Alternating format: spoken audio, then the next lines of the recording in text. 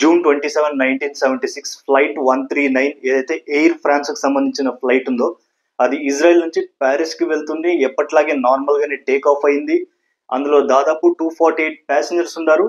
అది ఇజ్రాయెల్ నుంచి ప్యారిస్ వెళ్ళాలి. ఇది డెస్టినేషన్ పాయింట్స్. కానీ 4 హైజాకర్స్, అందులో 2 ప్రో పాలెస్టీనియన్, 2 జర్మన్స్. సో ఈ 4 హైజాకర్స్ ఏదైతే ఉన్నారో ఈ ప్లేన్ ని హైజాక్ చేసి ఎంటాబే ఏదన్నా ఎయిర్పోర్ట్ ఉందో అది యుగాండాలో ఉంది, అక్కడికి తీసుకొచ్చారు. అంటే దాదాపు కొన్ని వేల కిలోమీటర్లు ఇజ్రాయెల్ నుంచి దూరంగా తీసుకొచ్చారు. అండ్ దీని తర్వాతే మోడర్న్ హిస్టరీలో one of the most daring and heroic rescue operation జరిగింది. అండ్ ఆ ఆపరేషన్ పేరు ఆపరేషన్ థండర్ బోల్ట్. ఇజ్రాయెల్ చేసిన అన్బిలీవబుల్ మిషన్ ఇది. దాదాపు 4000 కిలోమీటర్ల దూరంలో ఉన్న వాళ్ళ ప్రజలు ఎవరైతే హైజాక్ కి గురయ్యారో వాళ్ళని సేఫ్ గా ఇంటికి తీసుకొచ్చారు. మొత్తం స్టోరీ ఏంటి అనేది వీలైనంత షార్ట్ లో నేను మీకు ఎక్స్ప్లెయిన్ చేసే ప్రయత్నం చేస్తాను. So let's begin. సో నేను మీకు చెప్పినట్టుగానే ప్లేన్ యథావిధిగా ట్రావెలింగ్ లో ఉంది. గ్రీస్ ఎయిర్ స్పేస్ లో ఉండగా ఆ ప్లేన్ లో కాక్పిట్ లోకి దూరి 2 హైజాకర్స్ పైలట్స్ ని బెదిరించి ప్లేన్ ని రివర్స్ తిప్పి లిబియాకి తీసుకొచ్చారు. అండ్ ఈవెన్ లిబియా గవర్నమెంట్ కూడా హైజాకర్స్ కి హెల్ప్ చేసింది. అక్కడ లిబియాలో ఆల్మోస్ట్ ఏదైతే ఫ్లైట్ ఉందో 7 అవర్స్ వరకు స్టే చేసింది. అక్కడ రీఫ్యూలింగ్ జరిగింది, అన్ని మెయింటెనెన్స్ అన్ని జరిగింది. అండ్ అక్కడి నుంచి ప్లేన్ టేక్ ఆఫ్ అయ్యి డైరెక్ట్ వెళ్ళింది యుగాండా. యుగాండాలో ఎంటాబే ఎయిర్పోర్ట్ కి వెళ్ళి అక్కడికి తీసుకెళ్లారు వీళ్ళు ప్లేన్ ని. 1976 లో యుగాండా అనేది ఇదీ అమీన్ అనే ఒక డిక్టేటర్ పరిపాలనలో ఉంది. అండ్ అతను ఒక పక్కా యాంటీ ఇజ్రాయెల్ లీడర్. ప్లేన్ యుగాండాలో ల్యాండ్ అవ్వగానే ఇదీ అమీన్ పర్సనల్ గా వెల్కమ్ చెప్పడానికి వచ్చాడు హైజాకర్స్ ని.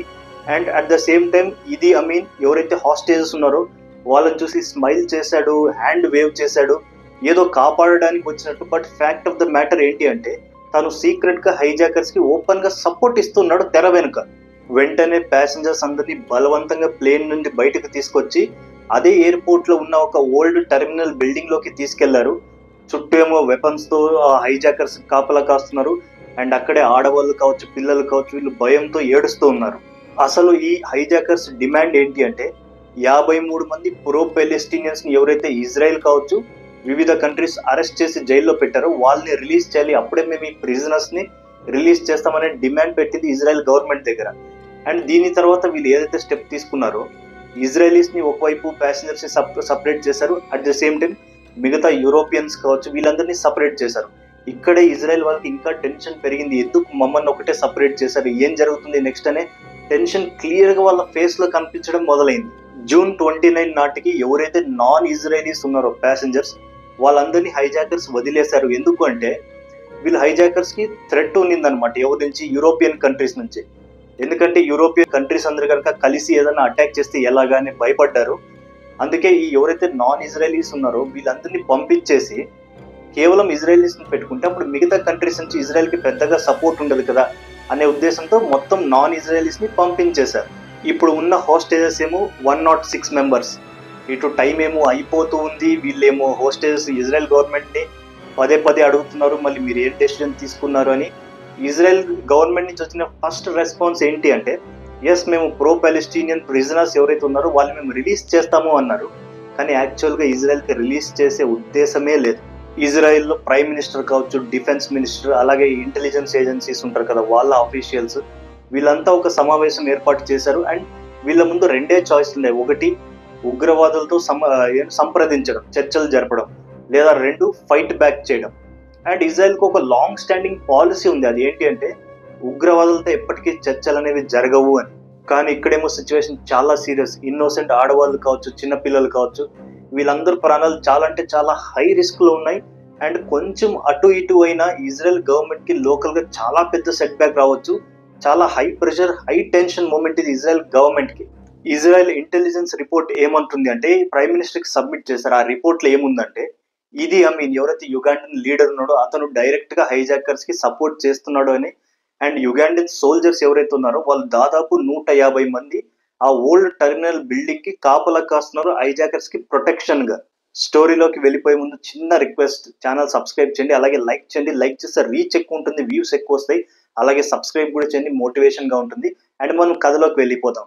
ఇప్పుడు ఇజ్రాయెల్ 4000 కిలోమీటర్ దూరం ఉన్న వాళ్ళ ప్రజల ప్రాణాన్ని ఎలా కాపాడాలి, ఇక్కడే ఒక డేరింగ్ డెసిషన్ తీసుకుంటుంది ఇజ్రాయెల్ గవర్నమెంట్. ఫైట్ బ్యాక్ చేయాలని ఫిక్స్ అవుతారు. దానికోసం ఒక ప్లానింగ్ చేయడానికి ఇజ్రాయెల్ డిఫెన్స్ ఫోర్సెస్ వాళ్ళ హెడ్ క్వార్టర్స్ లో అప్పుడే చాలా వేగంగా ప్రిపరేషన్ స్టార్ట్ చేస్తారు. అండ్ ఈ మిషన్ కి ఇజ్రాయెల్ కి సంబంధించిన ఎలీట్ కమాండోస్ ని సెలెక్ట్ చేస్తారు. ప్లాన్ ఏంటి అంటే 4 హెర్క్యులెస్ C-130 ట్రాన్స్పోర్ట్ ప్లేన్స్ ని ఎగరవేయాలి ఇజ్రాయెల్ నుంచి. అది కూడా 4000 కిలోమీటర్లు ఎనిమీ టెరిటరీస్ మీదగా వెళ్ళాలి, ఏ రెడార్స్ కి దొరకకూడదు. అండ్ ఎంటెబే అంటే యుగాండాలో ల్యాండ్ అయ్యి అక్కడ ఉన్న వాళ్ళ ప్యాసింజర్స్ అందరిని రెస్క్యూ చేసి తిరిగి రావాలి. అది కూడా కేవలం ఒక్క రాత్రిలోనే. అండ్ ఈ మిషన్ లో ఇజ్రాయెల్ కి కెన్యా అండ్ కెన్యన్ గవర్నమెంట్ ఏదైతే ఉందో అది ఓపెన్ గా సపోర్ట్ చేసింది. బట్ అది ఓపెన్ గా డిక్లేర్ చేయలేదు.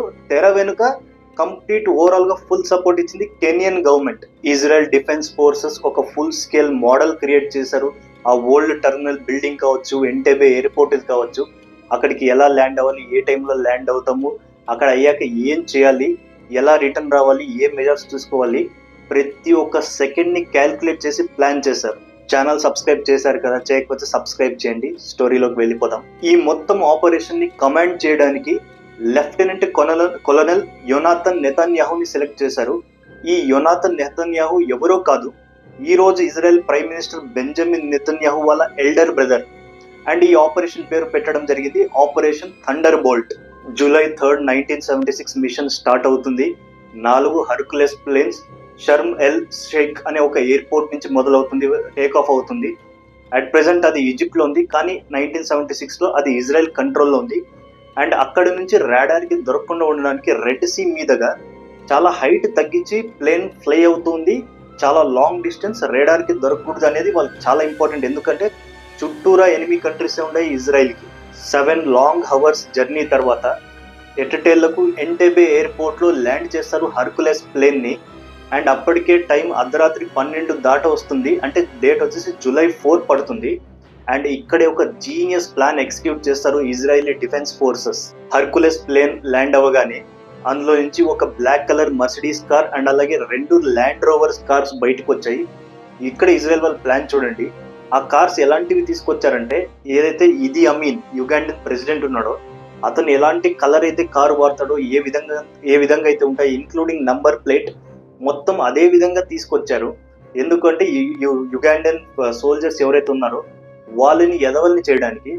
అండ్ ఇనిషియల్ గా అనుకున్నట్టుగానే ఎవరైతే ఈ యుగాండన్ ఫోర్సెస్ ఉంటారో ఆ ప్లేన్ రాగానే ల్యాండ్ అయ్యి కార్లు బయటికి రాగానే సెల్యూట్ కొడతారు. బట్ ఇక్కడే స్లోగా రియలైజ్ అవుతారు ఏది అంటే, యుగాండన్ ఫోర్సెస్ యాక్చువల్లీ జస్ట్ 1 వీక్ ముందే ఇదీ అమీన్ తన ఏదైతే మర్సిడీస్ కార్ ఉందో బ్లాక్ కలర్, ఆ బ్లాక్ కలర్ నుంచి వైట్ కలర్ కి తను షిఫ్ట్ అవుతాడు. అది ఇజ్రాయెల్ కి తెలియదు, ఎందుకంటే లాస్ట్ 3-4 డేస్ లో తను షిఫ్ట్ అయి ఉంటాడు. ఇది డౌట్ వచ్చిన ఆ ఫోర్సెస్ వెంటనే కాషియస్ గా గన్స్ పట్టుకొని కొంచెం ముందుకు రావడం మొదలు పెట్టారు. ఆ ఏదైతే కార్లు ఉన్నాయో, ల్యాండ్ రోవర్ కావచ్చు, మర్సిడీస్ కావచ్చు, అందులో లోపల ఉన్న ఇజ్రాయలీ ఫోర్సెస్ రెడీగా ఉన్నారు. ఓకే, ఏదో సంథింగ్ ఈజ్ రాంగ్ అని వెంటనే బయటకు వచ్చేసి ఫైరింగ్ మొదలు పెట్టారు Israeli commandos. And Israeli commandos as per plan తొందరగానే చాలా క్విక్ గా ఏదైతే యుగాండన్ గార్డ్స్ కావచ్చు వాళ్ళని కాల్చి చంపేసి చాలా క్విక్ గా ఆ ఓల్డ్ టెర్మినల్ బిల్డింగ్ లోకి వెళ్ళిపోయి ఈవెన్ హైజాకర్స్ ని కూడా చంపేస్తారు. కేవలం ఒక 1 అవర్ లోనే హైజాకర్స్ ని చంపివేయడం అండ్ చాలా మంది యుగాండన్ ఫోర్సెస్ ని కూడా చంపేస్తారు. అండ్ హోస్టేజ్ ని సేఫ్ గా తీసుకొని వచ్చే క్రమంలో ఏదైతే క్రాస్ ఫైర్ ఏదైతే జరుగుతుందో అందులో భాగంగా ఒక 3 హోస్టేజెస్ మాత్రం చనిపోతారు. ఈ ఆపరేషన్ లో ఒక హార్ట్ బ్రేకింగ్ లాస్ ఏంటి అంటే, ఎవరైతే మన కమాండర్ యోనాథన్ నెతన్యాహు ఉన్నాడో అతను ప్యాసింజర్స్ అందరినీ ప్లేన్ లోకి పంపించి చివరిగా తనే వెళ్ళాలి అని డిసైడ్ అయ్యి చివరి వరకు వెయిట్ చేసి అందరూ లోపలికి వెళ్ళగానే ఇతను కూడా వెళ్లే టైంలో యుగాండన్ ఫోర్సెస్ లో ఒకతను స్నైపర్ గన్ తీసుకొని యోనాథన్ నెతన్యాహు వైపు ఒక బుల్లెట్ ఫైర్ చేస్తాడు. అండ్ అక్కడికక్కడే యోనాథన్ నెతన్యాహు చనిపోతాడు. మొత్తానికి అక్కడి నుంచి హెర్క్యులెస్ ప్లేన్స్ ని టేక్ ఆఫ్ చేసుకుని కెన్యాలోని నైరోబీ అనే ఎయిర్పోర్ట్ అక్కడికి వెళ్తారు. అక్కడ రీఫ్యూలింగ్ చేసుకుని అక్కడి నుంచి ఇజ్రాయెల్ లోని టెల్ అవీవ్ ప్లేస్ కి వెళ్తారు. అండ్ అక్కడికి చేరుకోగానే ఇజ్రాయెల్ కంట్రీ మొత్తం సెలబ్రేట్ చేస్తుంది ఈ గ్రేట్ బ్రేవ్ రెస్క్యూ ఆపరేషన్ ని. అక్కడికి వెళ్ళగానే ఈ హాస్టేజెస్ అంతా చాలా కన్నీళ్లతో అక్కడ ఉన్న సోల్జర్స్ ఎవరైతే కమాండర్స్ రెస్క్యూ చేస్తారో వాళ్ళని హగ్ చేసుకుంటారు, చాలా హ్యాపీగా ఫీల్ అవుతారు.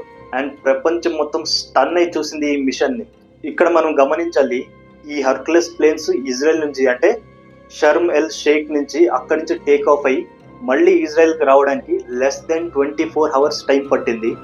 అండ్ ఈవెన్ ఎంటేబే ఏదైతే యుగాండాలో వీళ్ళు ఆపరేషన్ చేశారో అది కూడా అక్కడ జస్ట్ 53 మినిట్స్ మాత్రమే టైం స్పెండ్ చేశారు. వీళ్ళ ప్లానింగ్, వీళ్ళ ప్రిసిషన్ అది నెక్స్ట్ లెవెల్లో కుదిరింది. ఇది ఒక master piece of planning, precision and courage. ప్రపంచం మొత్తం స్టన్ అయి చూసింది. ఈవెన్ న్యూస్ పేపర్స్ లో కూడా హెడ్లైన్స్ వేయడం మొదలు పెట్టారు. అండ్ అలాగే ఈవెన్ యునైటెడ్ నేషన్స్ కూడా యుగాండాని కండెమ్ చేసింది, ఇజ్రాయెల్ ని అప్రిషియేట్ చేసింది. ఇజ్రాయెల్ కి ఇది ఒక రెస్క్యూ ఆపరేషన్ మాత్రమే కాదు, ఇది ఒక స్టేట్మెంట్. అది ఏంటి అంటే మా సిటిజన్ అంటే ఇజ్రాయలీ సిటిజన్ ప్రపంచంలో ఎక్కడ హోస్టేజ్ గా బందీగా ఉన్నా కూడా మేము అక్కడి వరకు చేరుకుంటాం, మేము వదిలేయము, కనీసం ఒక్క సిటిజన్ అయినా సరే మేము అస్సలు వదిలిపెట్టము అని ఇది ఒక క్లియర్ కట్ స్టేట్మెంట్ ప్రపంచానికి.